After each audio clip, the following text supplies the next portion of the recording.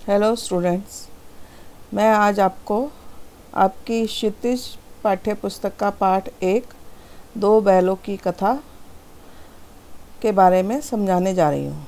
सबसे पहले इसके लेखक का परिचय ले लीजिए। ये पाठ मुंशी प्रेमचंद जी ने लिखा है, जिनका जन्म सन 1880 में बनारस के लम्ही गांव में हुआ था। इनका मूल नाम धनपत राय था। बीए तक की शिक्षा प्राप्त करने के बाद इन्होंने शिक्षा विभाग में नौकरी कर ली, परंतु असहयोग आंदोलन में सक्रिय भाग लेने के लिए नौकरी से त्यागपत्र दे दिया और लेखन कार्य के प्रति पूरी तरह समर्पित हो गए। सन 1936 में इस महान कथाकार का देहांत हो गया।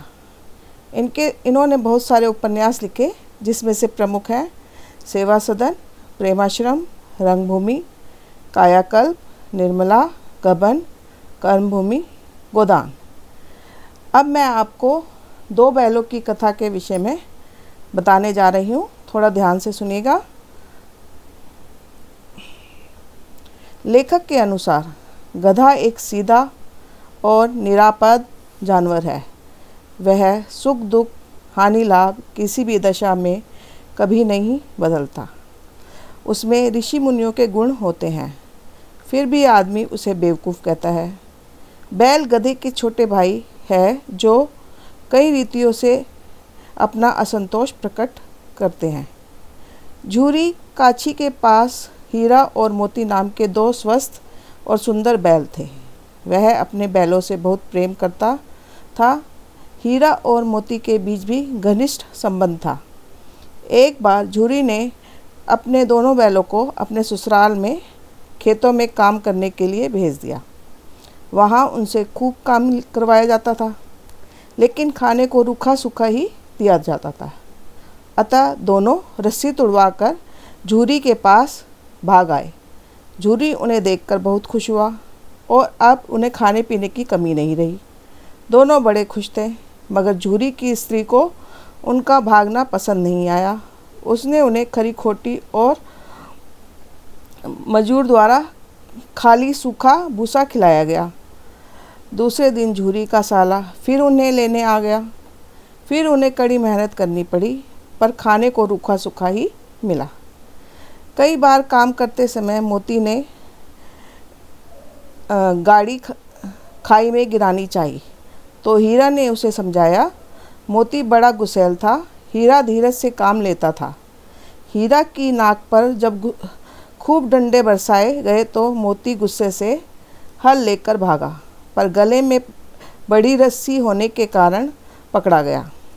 कभी कभी उन्हें खूब मारा पीटा और जाता था।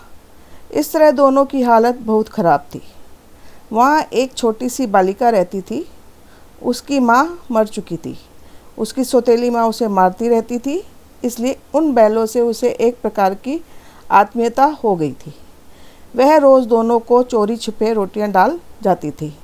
इस तरह दोनों की दशा बहुत खराब थी। एक दिन रात उस बालिका ने उनकी रस्सियां खोल दी। दोनों भाग खड़े हुए।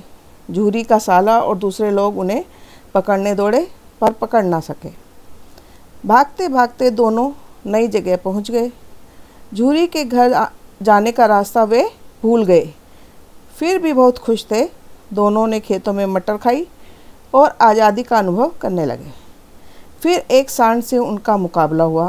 दोनों ने मिलकर उसे मार भगाया, लेकिन खेत में चरते समय मालिक आ गया। मोती को फंसा देखकर हीरा भी खुद आ फंसा। दोनों काजी हाउस में बंद कर दिए गए। वहाँ और भी जानवर बंद थे। सबकी हालत बहुत ख़राब थी। जब हीरा मोती को रात को भी भोजन न मिला, तो दिल में विद्रोह की भावना भड़क उठी।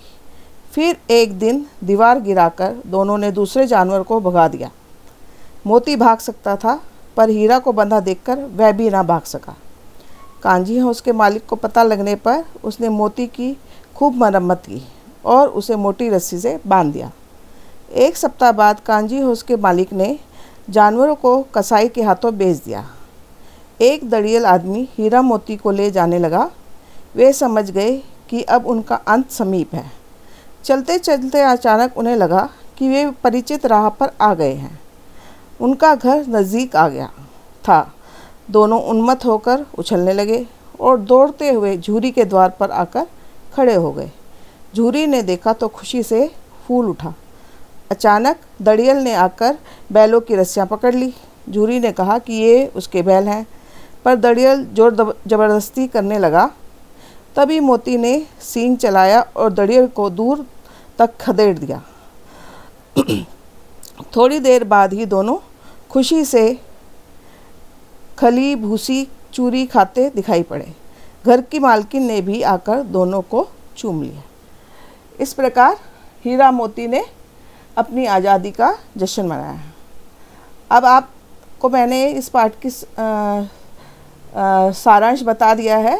अब इसमें अगर आपको कोई डाउट है तो आप मुझसे व्हाट्सएप पर पूछ सकते हैं।